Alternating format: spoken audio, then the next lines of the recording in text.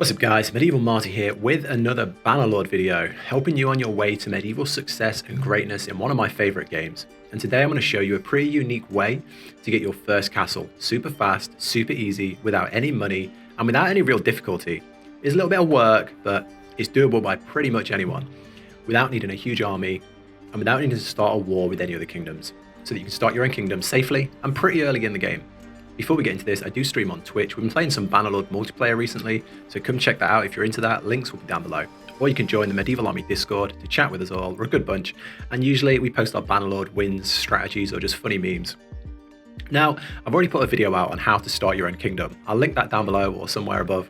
And in that video, I do go over how to get your first castle. The ways I mentioned was becoming a vassal, being awarded a castle and then betraying the Lord, starting a war with an enemy faction, taking a castle by force, and then paying a small fortune to go to peace afterwards. Or leveling your trade score high enough so that you can barter and buy a castle from another faction. All of these are great ways to get your first castle.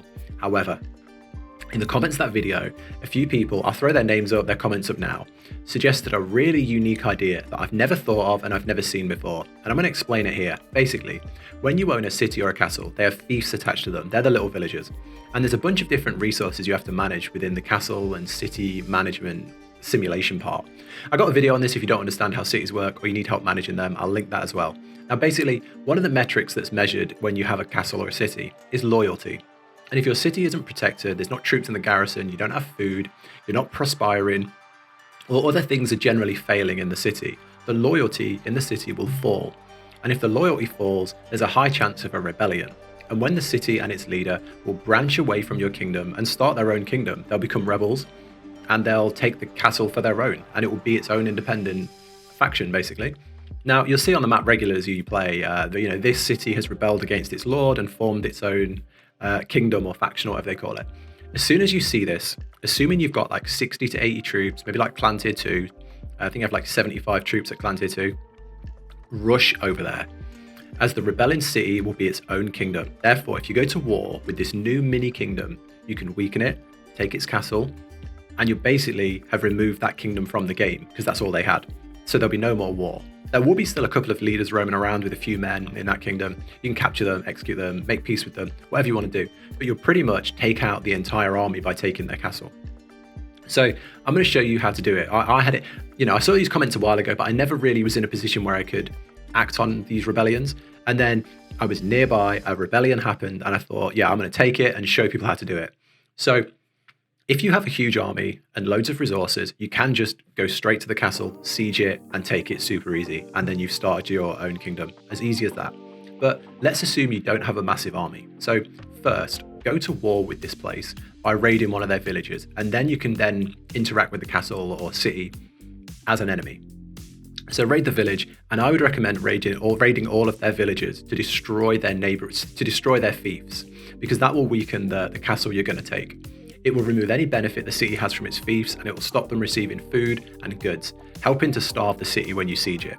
Next, there'll be usually, I think, when a city becomes independent like this, it rebels, I think there's like normally whatever leaders are in there will be part of that new kingdom. So in my case, there were 2 leaders. So I had 2 small leaders with like 20 troops each, roaming around trying to start their own thing up.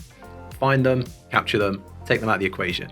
You don't want to be mid-siege and have someone build up to 50 troops and come and join in. So yeah, take those out as soon as possible. Then start the siege. Constantly monitor by looking at the city how many troops are in the castle. So I tried rushing it at first. I had like 100 troops and it was pretty damn hard. I had no engineering skill, really low quality troops. I just had a big fight and lost like 80 people from a few big fights. So I had a lot of like new fresh recruits. So I tried to roll in there, no siege weapons, and it did not go well. I lost, I think, or I think I might have won and had a lot of losses. I can't remember, but it did not go well. So I reloaded and tried something different because I want to show you the best way to do it. So I went and bought like literally like 400 food, and I sat and I sieged. And you've just got to wait for something to happen. Something's going to give. The only thing that can stop your siege is the kingdom building up a big enough force to stop you. And in this case, that doesn't happen because you've taken out the leaders, or the enemies are too small to ever really be a problem. So sit there and siege. You're going to level up your sieging as well, your engineering. So yeah, sit there and siege, and either you'll starve the city and the troops will leave, the troops will retreat and abandon the garrison, or you'll eventually break the walls, and that'll make the siege super easy. It really does level the playing field. So you can see here, I waited it out for a hell of a long time, and then I saw that the city was super low on troops, and as soon as I saw the troops weren't there, I attacked.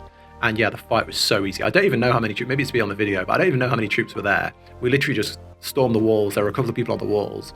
We killed them and we won. And that's it. The fight was super easy. We took over all of the troops because we took the city.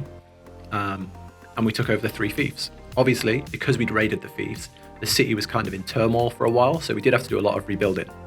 But yeah, that's it. No problem. Taken over really, really quickly. So now I'm in a position where I've got a city, 3 villages, no one's at war with me, so I don't have to worry about 500 troops rolling up and sieging.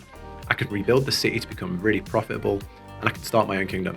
This is definitely the best way I've seen to get your first castle. You've got to wait around for the rebellions to happen, but they do happen often. And make the move before another kingdom does, because kingdoms try and take advantage of this just as you will. But it's super worth it. It's the fastest and most simple way I've seen to do this without putting yourself in a position where someone's going to go to war with you and take everything you've done. But that's it, guys. I'd love to know what you think of this. Let me know in the comments if this has helped. Have you heard of this before, and have you tried it yourself? Or is this something new to you as well that you want to try? Thanks again for watching the videos. Drop a like if you like them. That helps me out a ton. I am working on a video on the multiplayer mode in Bannerlord because we've been playing it a lot on stream. That'll be out soon, so subscribe if you're into that. Other than that, guys, thanks so much, and I'll catch you in the next one.